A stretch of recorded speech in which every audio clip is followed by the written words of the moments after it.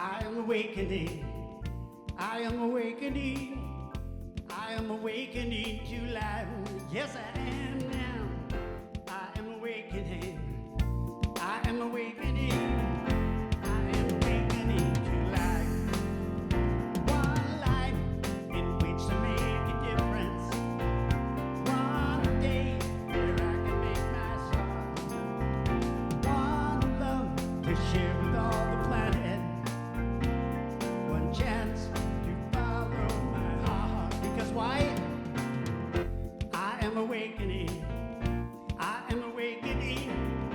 I am awakening to life. Let me hear you sing that now. Yeah. I am awakening. I am awakening. I am awakening to life. One heart to love without condition. One line to clearly make my choice. One soul connecting with all others. One song, one people, one voice. I am awakening. I am awakening. I am awakening to life. Yes, I am now. I am awakening. I am awakening. I am awakening to life. Every morning when I look out my window, the sun is shining over my day, just like today. Even though I may not see it, it's still shining on every way. Because I am awakening. I am awakening. I am awakening to life. I am awakening. I am awakening. I am awakening to life. Sweet. Well, thank you again for all you do. I just am always awakened when you're around. So thank you so much, I realized today again, if I wear a summer dress, I cannot put my headset on. So don't think I want to be a rock diva today. It's because I wore the wrong outfit to wear the snap for my headpiece. But anyhow, I'm here, and that's a good thing.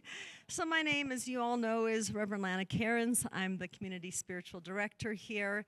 It's such an honor to be here every Sunday. Today we have our town hall, just connecting with one another to see where everyone's at and what we can do to serve our community, the Other Side Village. I will be meeting with Camille this week to look at how we can serve even greater as we do in our teachings. So, as you all know, and I feel like I'm already preaching to the choir, but our teachings are called the Science of Mind.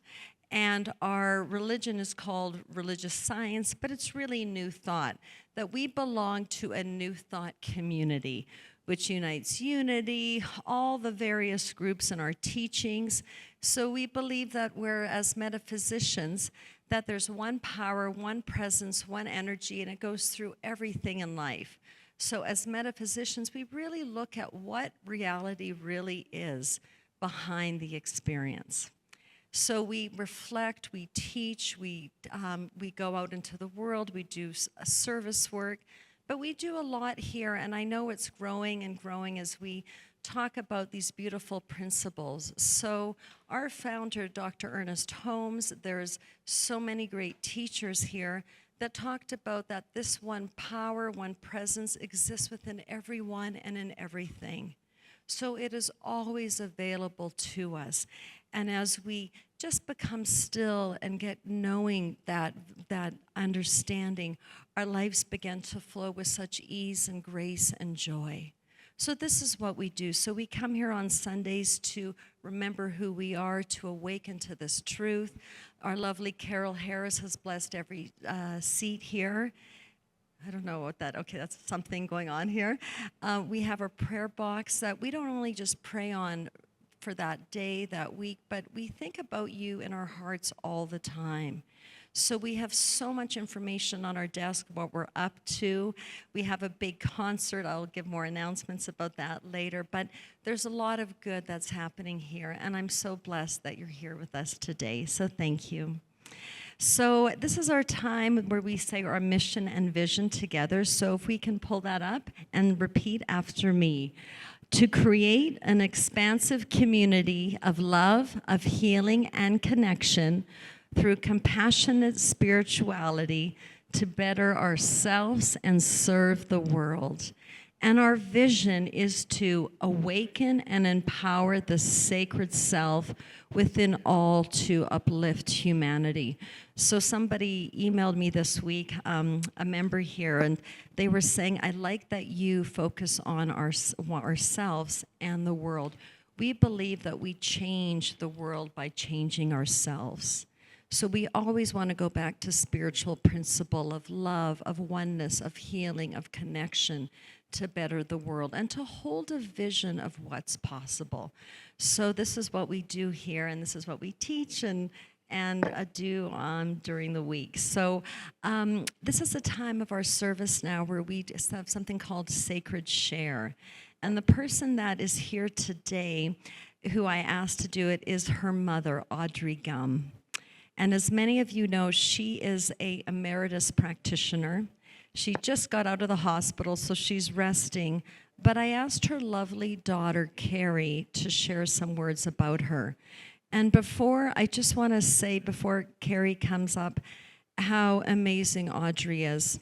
And not only as a practitioner emeritus, but has had 3 children in practitioner training, practitioners, that she was heavily involved in the Las Vegas church with Reverend Doug Vogelsang, who was a wonderful minister who retired. And she said to me that it was such a great experience being of service all these years. She holds high watch. She's really an amazing person. And when she lost her husband, and I can share this, they were married for many years, Dick, a wonderful human being. And I went to visit her and just to, be with her. And she said, you know what, Lanna, I want you to pray for me. And so she gets how important consciousness is.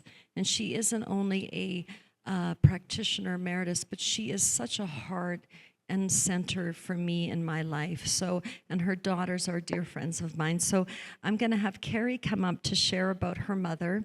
And then Kari will do our reading, our prayer, and the meditation. Oh, and then she'll be giving the sermon. No, just kidding.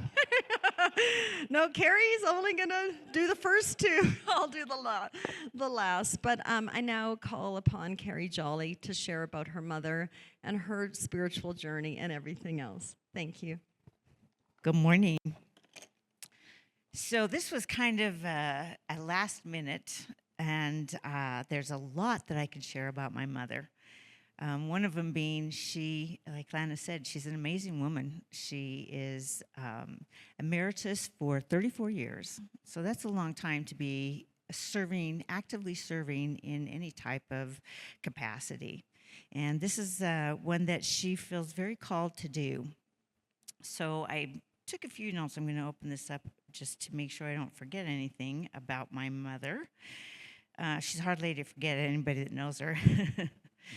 But my mother was brought into this philosophy through my brother, who she was raised with raised in the Mormon Church, and it just didn't feel right for her. Many of the things that was taught through there just didn't feel right. So it's something that she left when I was very young. And she was always searching, always looking for something. She knew there was got to be more, but something bigger, something that encompassed everyone. And when she first walked into, it was Reverend Kathy Ann was her first minister. And as she first walked in there, she felt home. She just knew that was the place that she belonged. Her search was over, and it took many, many years for her to get there, but she finally did.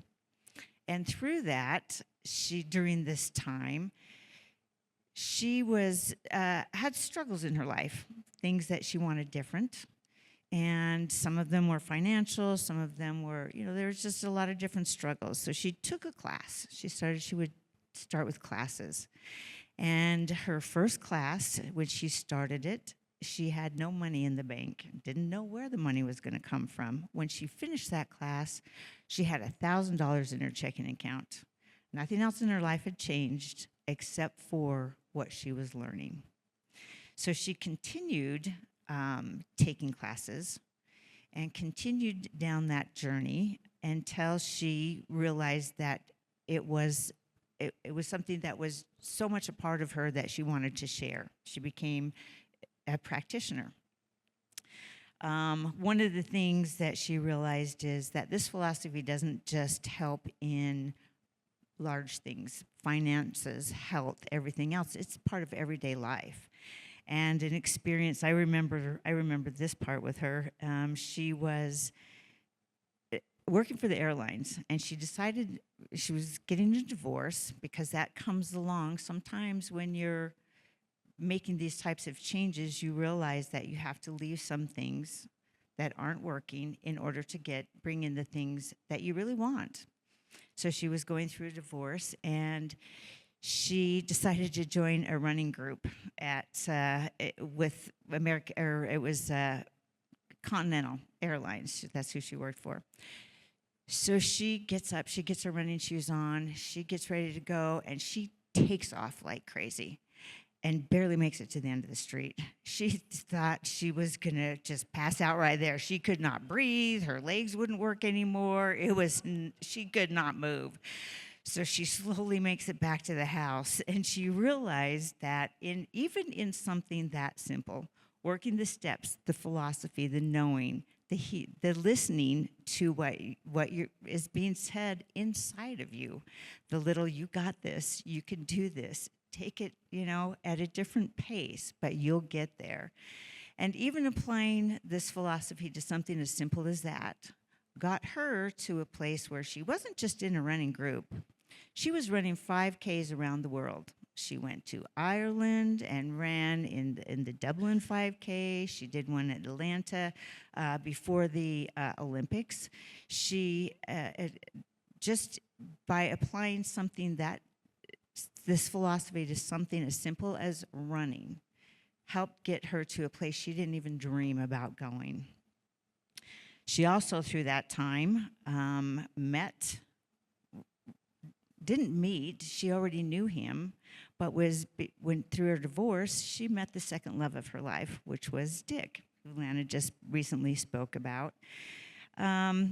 She had known him through church for a long time. They were friends, but their coming together afterwards gave her the second part of the greatest part of her life.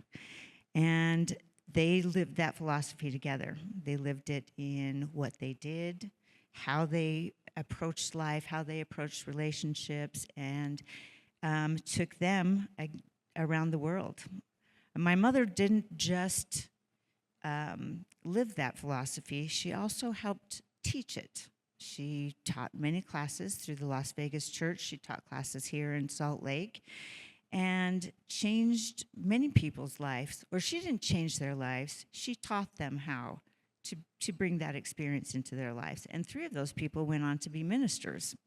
So she's had a great influence in many people, and especially our own.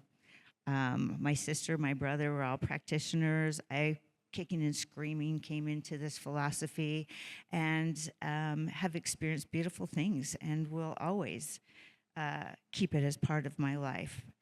Even though she's experienced challenges and is currently experiencing some challenges, I get to watch her still live this philosophy and know that the challenge is just that. It's just a challenge. It doesn't mean that life isn't good or that God is not part of you and that it's not something for you to find less pleasure in life. It's just another way to find more pleasure. As I watch her experience things like eyesight loss.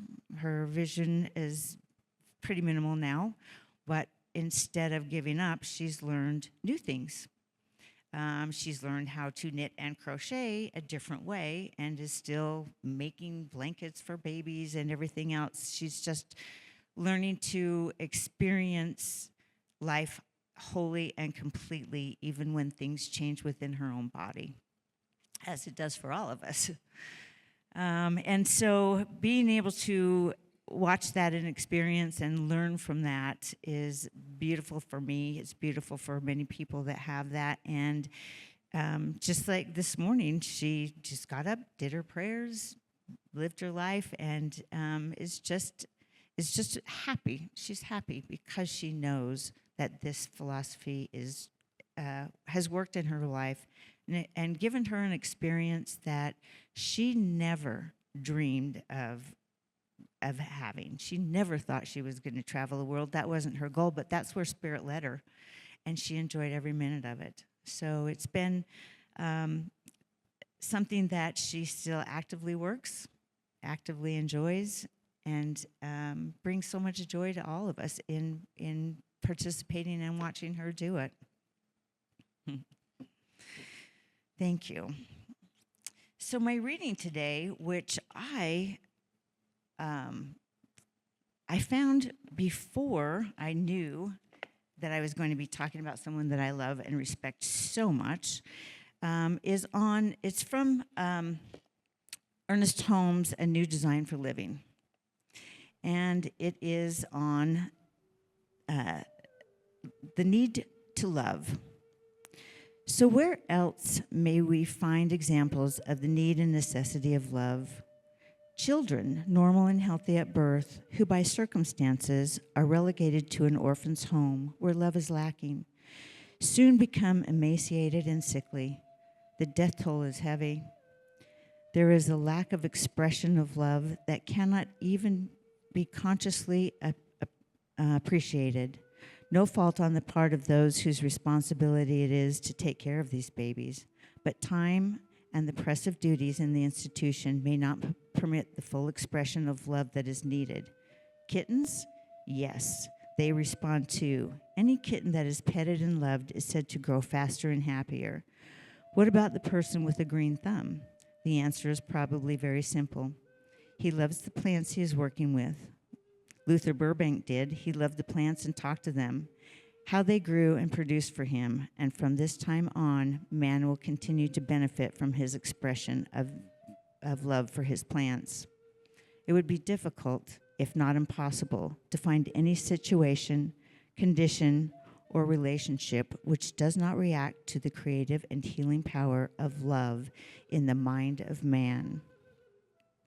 It is safe to say that great institutions and great revelations of the ages are correct when proclaimed that love is the great reality. We need not accept just because it was said a long time ago. We need but to look at our own lives and experience to verify the fact. And if that is not sufficient, check the psychiatrist or the doctor of psychosomatic medicine, the proofs that they can show us of the devastation wrought by the lack of love would make us turn our backs in horror.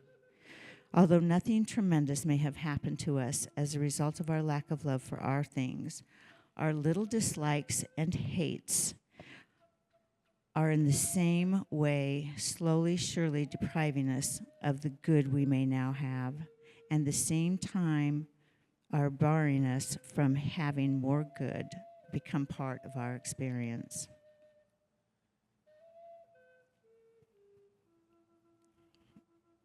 So if we could just take a moment, close our eyes, and breathe in the love that's in this room, the love that dwells within, and recognize that this love is a part of all, is a part of us, is the universe. This love is called many things. Some call it God, some spirit. But whatever it is called, it is all one. It is one with us. It is through us. It lives in us, expresses as us. We are one with this love, this perfect, never-ending, always unfolding love.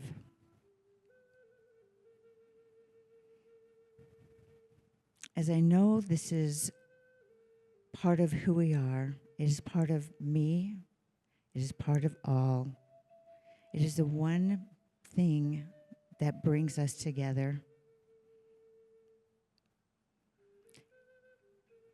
Knowing this love is perfect, this love is whole, this love is complete, and this love is in all we do.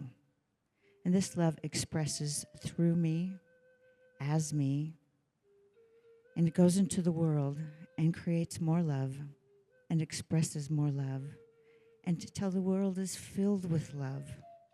And all we need to do is accept it, feel it, realize it, and know that it is true. That love is all there is. And knowing this love and sharing this love brings such gratitude for the oneness, the connection in all that we do, all that we say. Grateful that it is always there, that it is never gone, that it lives within us at all times and expresses through us, and that we can choose every day to live that love. I'm so grateful to know that it is the law that as I express love, I also receive love. And I live in love. And my life is love. And I am grateful. And I release this into the word, into the universe, knowing that it is so. And together we say, and so it is. Life is an interesting thing. We show up here and we put our boat on the ocean. We start out in the harbor and kind of monkey around with our ship, kind of get a feel for the wind and that kind of thing, and think, oh my goodness, I can set out on the ocean. All is well. But when we hit the open sea, we find all kinds of things, storms, waves, things we don't anticipate at all. We also run into those phases and stages in our life that seem to change everything. As the captain of your ship, you are able to navigate. So with those wonderful experiences, you become an expert, or you can ditch it back to the harbor and forget about challenging yourself at all. But then are you living life?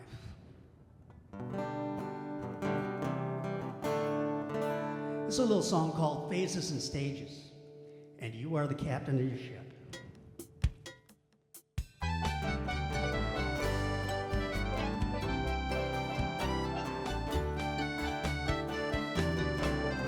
It's sort of fun. I set my ship on the ocean, back when I thought I was the master of the sea. Then the wind started blowing, and I knew it was the start of changes for me. It's the wind that sets my direction, and it carries me safely as I learn to sail. We begin to trust, not to fight it, and listen to its voice as it leads me along. It's those phases and stages and the people and places, they keep shaping my life every moment, every day. As the wind and change blows, cause it always will, you know. I'll set my intent and let it carry me home. As a captain, my choices are endless. I can choose the safe harbor or the open sea. So I dip my rudder in deeply and set my course to be open and free. The vastness of the water gives me the freedom of where I might sail, where to go and how to get there. Are the choices I make with every bird that I take. It's those phases and stages and the people and places.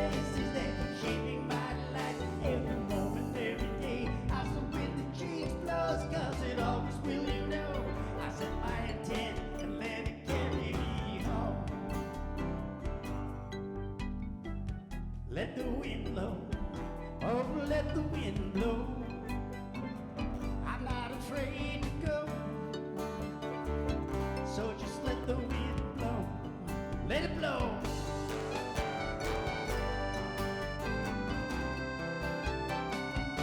This is where the whole band comes in.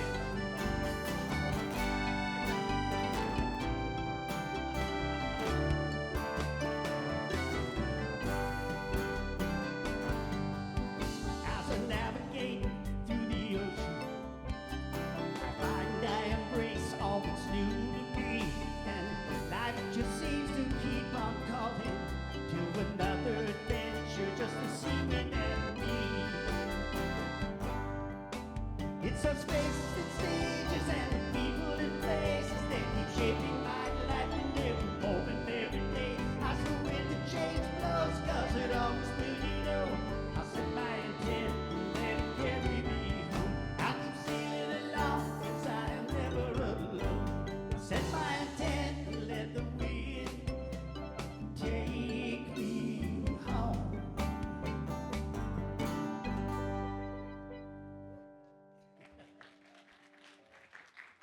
Well, thank you for that song. You know, one thing I just love about him so much is that not only is he an accomplished musician, but he writes his own music.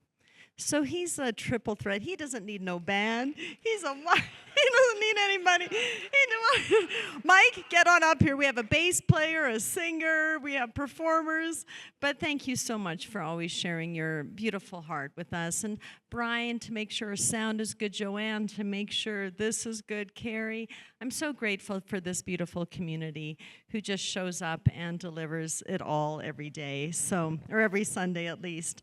So I today am finally talking about Punch the Monkey. And I know you have all waited months since April to hear about Punch the Monkey. And you know, when we got back from Japan, my husband said, do not talk about Punch the Monkey. Talk about Zen Buddhism. Talk about the Japanese culture. Talk about that. And yet there's something about this monkey that I follow. I knew what he had for breakfast yesterday. I'm obsessed with him. He's on Instagram. They're making a movie about him. He's going to be an internet. We're going to have Punch the Monkey sweatshirts eventually, Punch the Monkey Halloween costumes. I think it's going to go strong. So today, I'm not going to talk about a guru, a mystic, Dojin, a very famous Zen Buddhist practitioner, but rather a baby macaw monkey named Punch the Monkey. And he's from the Ichikawa Zoo in Tokyo. And it was an hour and a half, 3 trains and a bus to go to the zoo. And then we had to walk through a huge park to get there. This zoo, before Punch became a celebrity, had maybe 200 visitors a day. Now there were thousands of people. When we left that day, I think that week, someone from the New York Times came to check out the zoo. But now there's perimeters. You have to, I stood there for 3 hours. Brad made 5 laps around the zoo with the boys. We're in the gift shop, in the restaurant. But just to experience something that is so pure and sacred and lovely. And I just want to share with you the spiritual lessons from Punch the Monkey. And I think some of you got handouts, and if you didn't, I will give you them. But it's good reminders. So at first glance, Punch's story seems very simple. A baby monkey who was abandoned by his mother. And they said the night he was born, it was so stormy and windy that she couldn't smell his scent. And after birth, he struggled to fit in with the other monkeys. There was nobody there at the zoo that was really assisting him. He was isolated, very uncertain about his future, looking for comfort. And then there were 2 remarkable zoo keepers. And they said, I think we need to get him a stuffy to help him just feel like there's some love in the room, that he's cared for something. So they went to IKEA and bought an orange monkey, which I went to get at the gift shop, and they were all sold out because I needed to have Punch on my altar, or this monkey. And they brought 2 of these because now he's caressing them, cleaning them, sleeping with them, that everywhere you would see him at the zoo and he just tags along this monkey. It is the most adorable, heart-wrenching experience to see him do this. But the zoo caretakers gave him this monkey, and millions of people around the world have become emotionally connected to the story. That this tiny creature clinging to something for comfort and safety, that photos of him clinging to this animal, this stuffed animal, just has sparked an international frenzy. So there's celebrity, media attention. There's a movie being made about him. There's hashtags, save Punch, hang in there, Punch. We love you, Punch. Emotional relatability to the story, that people saw loneliness, vulnerability, resilience in his behavior. And what really tickled my interest in him was to say you were abandoned by a parent, perhaps some of us emotionally abandoned, and yet to find refuge with people and love has warmed his heart, that he's now almost like the class clown at the zoo. He's hobbling, walking, swinging, he's happy. But it just shows how resilient he is. There's also a reason why he became so popular, that in Japanese culture they have something called kawaii, which is how they love little stuffed animals. Like, I hate to say it, I'm a big Hello Kitty fan. Maybe Hello Kitty I'll be one day for Halloween. But, you know, they love everything like that in their culture. And I think this visual storytelling of the stuffed orangutan really touched people's hearts. But I think there's something very emotional, very deeper psychologically and spiritually about this story. And that I know we project our emotions onto our animals, onto the caregivers that we are. But many people saw and identified with Punch, feeling isolated, feeling different, feeling rejected, that they rooted for him and wanted to make sure that he was well. So in a way, Punch became more than a monkey. He became a symbol of tenderness, of survival, and the desire to belong in a community. So why did this affect so many people? Because I think we recognized ourselves. Over a monkey, I love him so much. But Punch became a mirror for us, a symbol of being vulnerable within all of the community, the part of us that longs for belonging, the part that fears rejection, the part that wants to simply be held by life and be supported by your family. And so I wrote 7 spiritual lessons that Punch the monkey gave us. And who knows, I may write a biography of him someday, because I just appreciate how he is in this world. So number 1 is vulnerability is not a sign of weakness. In many spiritual circles, I think people sometimes believe awakening becomes being invulnerable, always calm, always wise, namaste everywhere we go. But life itself teaches us otherwise. And even nature reveals tenderness. Punch did not pretend to be strong. In those early days, he was crying for his mother. The zookeepers there would go in the evening and spend time with him in the evening. They had shifts where they would be with him all throughout the night. He reached for comfort, and there is wisdom in that. The soul does not grow through denial. It grows through honesty of where you're at. The mystics of every tradition understand this, that the heart must become soft before it awakens. In the teachings of Ernest Holmes, we are reminded that life responds to consciousness. But consciousness isn't a cold detachment for us. It's a deep awareness of who feeds and guides us in our lives. So sometimes awareness means admitting, I am hurting, I am alone, I am frustrated, I need a better connection. And there's nothing unspiritual about this. In fact, I think compassion for ourselves and one another begins right there. The second thing is we all cling to something. We all have an identity, an ism, whether it's World Cup soccer fever or whether it is July 4th, whatever it is, we all cling to something in this world. So Punch held on to that stuffed orangutan because it represented safety and comfort. There's so many videos of him cleaning it, holding it, sleeping with it. If someone wants to take it, he takes it back. It gives him so much safety and comfort. So some see attachment as healing for a season. But spirituality, the question I want to ask is, does what we cling to awaken us or imprison us?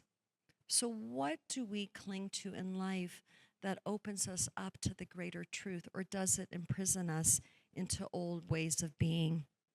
And I think the beautiful thing about his story is that eventually he begins to interact with other monkeys. He begins to become social. And this object helped him transition back into a relationship where healthy spirituality does the same. So prayer is not meant to isolate us from life. Meditation isn't about escapism. Spiritual practice is not to withdraw from humanity. But true spirituality, true connection, true prayer, true compassion makes us become more open and alive to one another and for connection. I think when we spend an hour together, it's like 8 hours of therapy. I think it heals us in such a deep way of connection, and being in each other's space is really important. The third thing I learned from this is that belonging is a sacred need. There's something within us that wants to connect to something else. And I think one reason his story became so famous is that people everywhere know the feeling of not belonging. Some feel rejected by family, by society, by their religion, and even some feel abandoned by God when things become very challenged. Yet spiritual truth and our teachings that we call metaphysics teach us that separation is ultimately an illusion. It's very Buddhist in the way that our sense of who we think if we're different is really not the story of who we are. At the deepest level, everything is interconnected, interrelated, interstellar in such a profound way. The mystics say this, that we belong to each other, that we belong to the universe. We belong to the infinite. And pain for us comes when we feel a sense of separation from that narrative, from that story, when we feel disconnected from our families, our neighbors, our employees, our friends. So community is important. Belonging is important to feel well. So Punch reminds us that healing begins not with achievement, but with a simple acceptance. There is an immense spiritual power in creating communities where people don't have to pretend to be happy, have to pretend to be something, where people can show up being their authentic selves. Communities is where tenderness is welcome, where the souls can rest and people can connect to something greater. The fourth thing is that compassion is transformative. This is the number one practice in Buddhism, is really identifying somebody as your sister, your wife, your mother, your husband, feeling this deep connection. And I think about those zookeepers at the zoo. They noticed suffering, and they responded gently by getting him a stuffed animal. Someone cared enough to offer comfort, and that act ripples across the universe. Never underestimate small elements of compassion, a kind word, a listening ear, a moment of patience, or just simply being present with someone. You know, I had dinner a couple nights ago with someone who mentioned just how difficult her family has been since she left her formative religion. And I just sat and I listened. I didn't offer her advice. I didn't say, oh, this is how it should be, but I simply gave her a space to feel what was stirring within her, to heal her heart. So that is an act of compassion.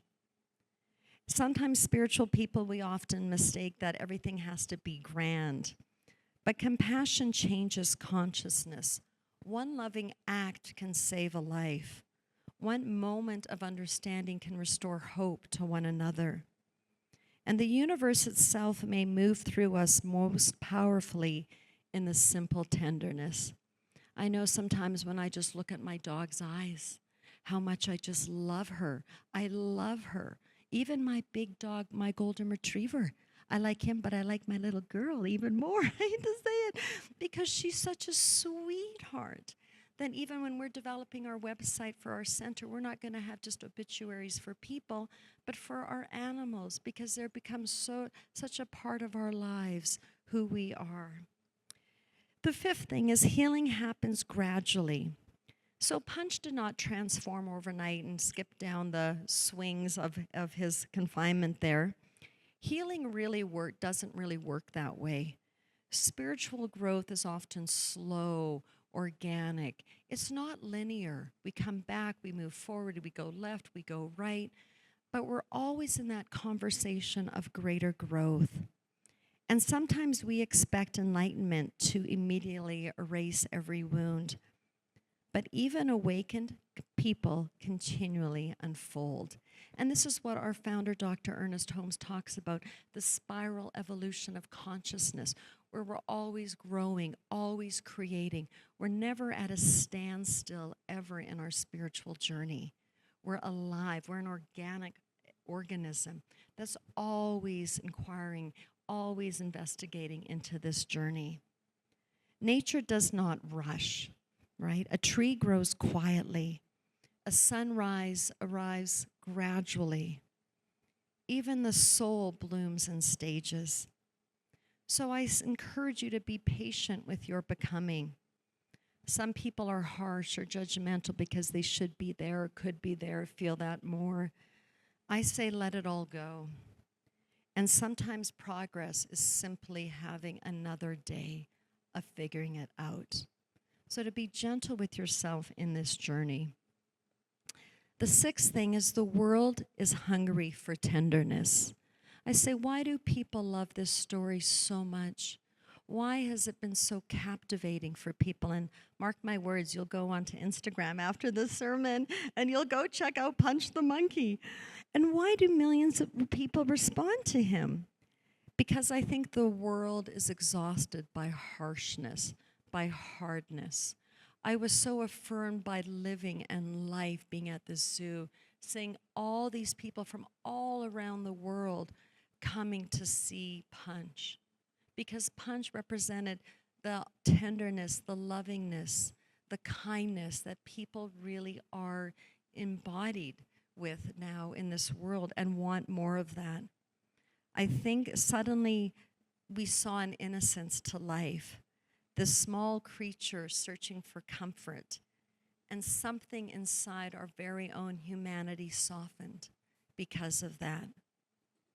And this tells us something I think important about spirituality, that the human heart still recognizes gentleness, that love still matters, that softness isn't a sign of weakness, that compassion isn't naive, that tenderness isn't powerless, that these qualities, I think, save the world, and that is what Punch means to me. And the last thing is that the divine often appears through the smallest things.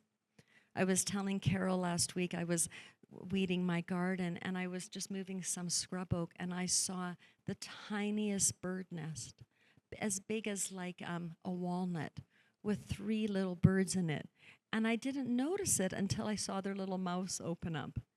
I was so captivated by this, I thought, oh, I have to run and go get my camera, because I wanted to remember this. And then I didn't want to disturb the branches, so I let them be. But just that moment of seeing something so sacred opens up one's heart. So this story for me is very important because I think through tears, through silence, through beauty, a monkey in a zoo became a teacher because people were willing to feel this essence. So the sacred hides in everyone and everything. I can go to the wonderful bakery here and see God in action. The other side, bakery and the donuts, saying, wow, what a variety of creativeness working. But I think that enlightenment is not separate from the ordinary life. The Zen Buddhists talk about finding enlightenment, having a cup of tea, a child laughing, the Zen koans in Buddhism, where you hear a word or a phrase and suddenly you become awakened to something deeper. I think the holy isn't far away at all. I think it is woven to all existence all the time. So the closing reflection is perhaps the greatest lesson from Punch the Monkey is this, that every being longs for love, that every soul becomes more whole through compassion. We are not merely here to survive, to get ahead. We are here to awaken to our shared humanity and shared divinity. When we create spaces of gentleness, of openness, healing happens. When we offer kindness, compassion happens. When we stop hiding our vulnerability, an authentic connection becomes possible. And maybe that is why Punch has touched so many hearts, because beneath all our roles, our titles, or whatever it is, there is a part of us, each of us, hoping to be held by life through tenderness and love. And may we become who offer that tenderness to one another. May we create communities where we feel safe, neighborhoods where there's joy. May we remember that love is a supersonic spiritual power. And we may never underestimate the sacred lessons hidden in the smallest things around us. So Punch, his spirit lives on. And as you watch him through Instagram, you will just really become enamored with his sweetness and his desire for joy in spite of what he has experienced.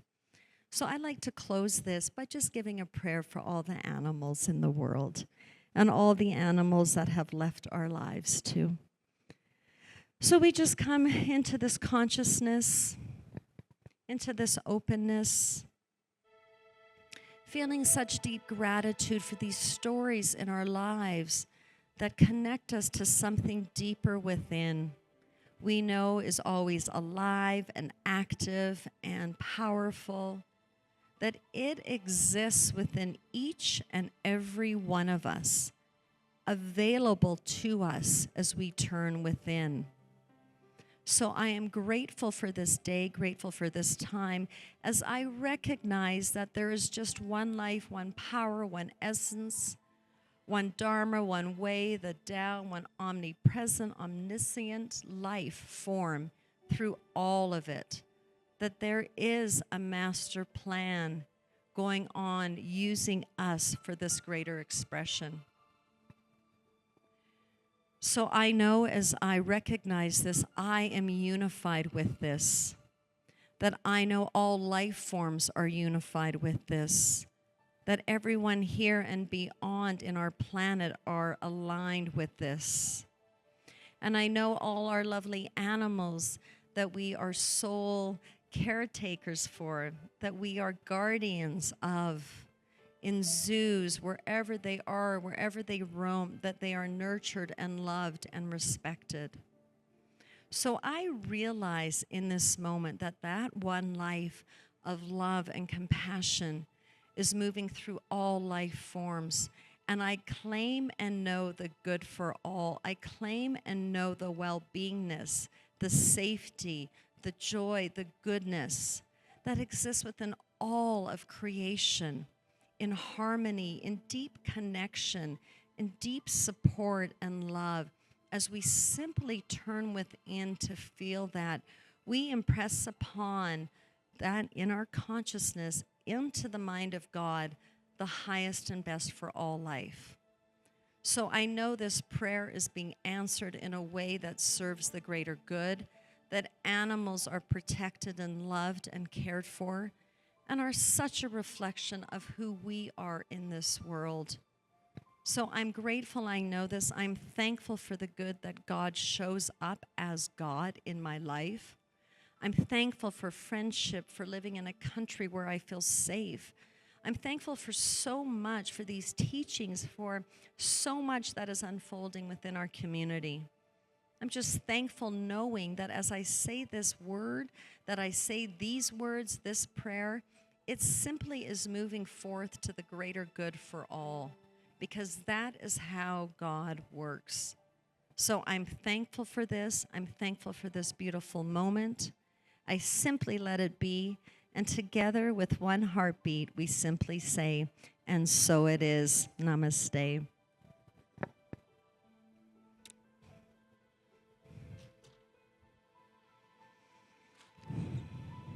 So do we all love punch? I hope so. I hope we love punch.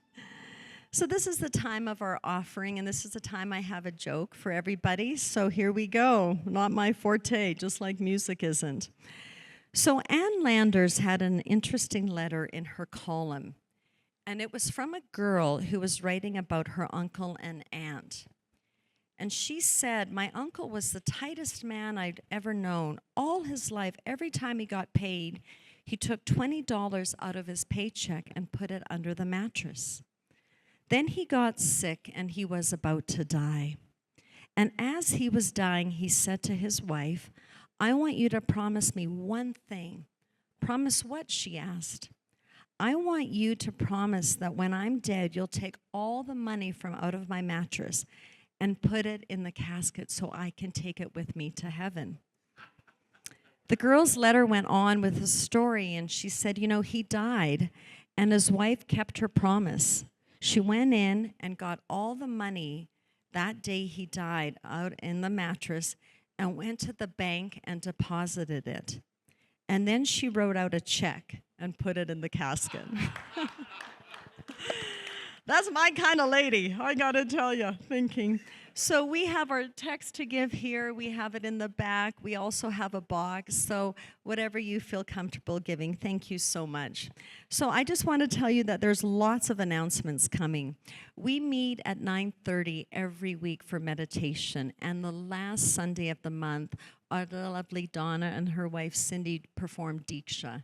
And it is such a beautiful experience, and it's at 9:15.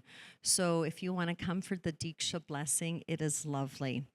And the last Sunday, I will be away. I will be at Disneyland with my little birdies.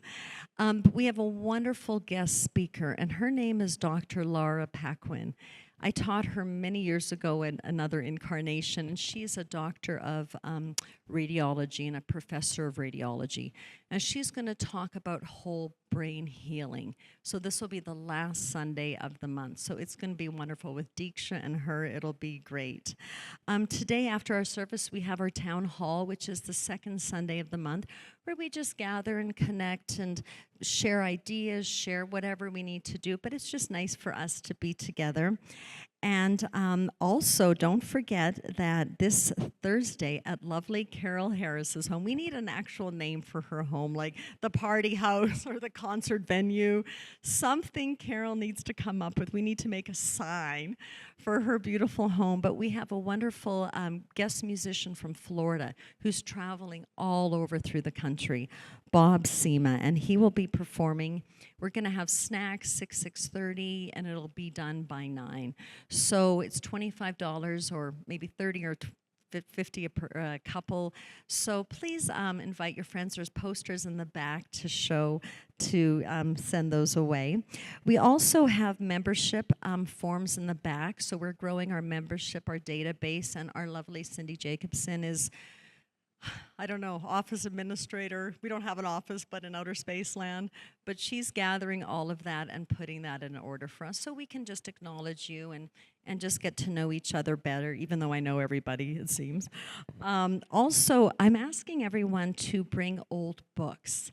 So any old books that you've mastered and all of that, because we are going to be doing a lot of different events coming up where we will be at a fair, a festival, a fair, but I want to also give free books away. So any books that you want to purge, declutter, bring them here so we can put them on our table when we're at an event. And lastly, and we have a wonderful member, Vivian Gonzalez, who is so kind and, Vivian Garcia, thank you, who has volunteered to help us with compassionate care. So we're a community that just doesn't come on Sunday, but that we actually care for people. So if something is going up, please reach out to me. She'll reach out to you with a card or something, but I really am so grateful for that round of service. So thank you, Vivian, for stepping up as a new member to assist us with that. So that's very important for our center, is compassionate care.